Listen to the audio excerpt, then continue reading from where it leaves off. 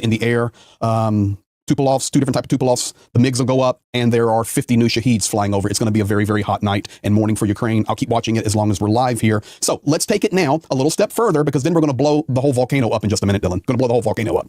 All right? Right now, the volcano is just kind of rumbling, and the lava's coming up. Smoking a bit. It's smoking a bit right now, okay? So Levitt comes out this afternoon, Carolyn Levitt, Trump's spokesperson, and says, okay, Zelensky is going the wrong way. Okay, Zelensky's going the wrong way. Listen to this. As President Trump rightfully pointed out in that statement, it was President Obama who gave up Crimea, who allowed Russia to take it over in 2014. And so the president is not asking Ukraine to recognize Crimea. Nobody has asked them to do that. What he is asking is for people to come to the negotiating table, recognizing that this has been a brutal war for far too long. And in order to make a good deal, both sides have to walk away a little bit unhappy. And unfortunately, President Zelensky has been trying to litigate this peace negotiation in the press. And that's unacceptable to the president. These should be closed-door negotiations. The president's national security team, his advisors, have exuded significant time, energy, and effort to try to bring this war to an end. The American taxpayer has funded billions of dollars in this effort, and enough is enough. The president's frustrated. His patience is running very thin. He wants to do what's right for the world. He wants to see peace. He wants to see the killing stop.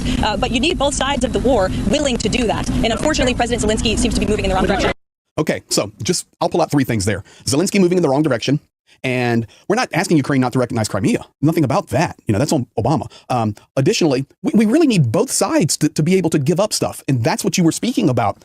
Russia's giving up nothing. They're gaining everything, but this is the narrative being skewed. They said, oh, both Ukraine's going to be happy, Russia's going to be unhappy. I read their papers. They're not unhappy. No, you can go if you don't want to go actually learn Russian or learn the language. Okay, I don't blame you. But if you don't want to bother, go listen to Steve Rosenberg's reports, where he goes through the headlines of the Russian state press. He works at the BBC, one of the few good reporters left in Russia. There's very few of them, and he reads the headlines. Yes. And if you go through them, they're talking about how do we extend Trump's term in office to make it so he can be in power past 2028, because they're scared of losing this gift of what they have for the next 4 years. And so this is the real problem with the Trumpian philosophy of it. If you really bought into, let's say you're in the little high castle on the hill where the real deals are made, okay? You're at the Trumpian deep state swamp meeting, okay? He's replaced the old swamp with a new swamp.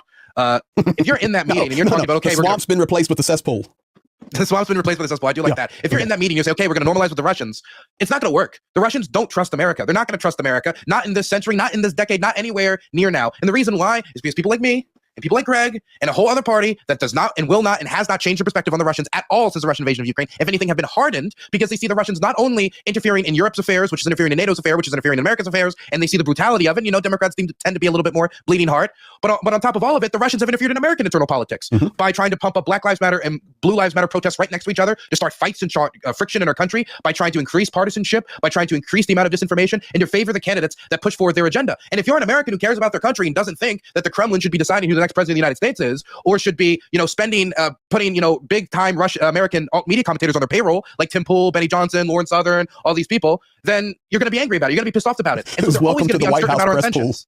And they welcome to the White House press pool. But in 4 years, somebody like us might get elected. And they know that someone like us might get elected. And since that's the case, they're never going to fully change their position to be friendly towards the United States, to fully develop those deep ties, because they will always have that uncertainty. And if you think that they're going to stop their infiltration with intelligence, or they're going to stop their cyber operations, I think you're incredibly naive. Listen, the other statement she made, and then we'll move on to the next one. And there's so much good chat going on. Guys, I'm trying to keep up with you. I can't now. You're going too fast. So enjoy the chat. I'm watching what I can, and we'll get to the supers and the gifts in just a minute in the comments. But this is the other thing she said. This negotiating out in the open, this stuff needs to be done behind closed doors.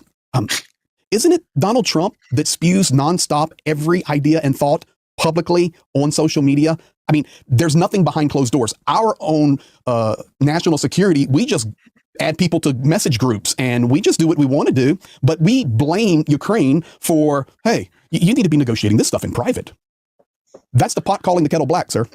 And anybody who's been watching this war for long enough knows that even if they did have it in private, it'd get leaked out eventually anyway, because the Trump administration's so leaky, they've put them in the bathtub, they'd sink in 3 seconds, man. It's just not gonna work.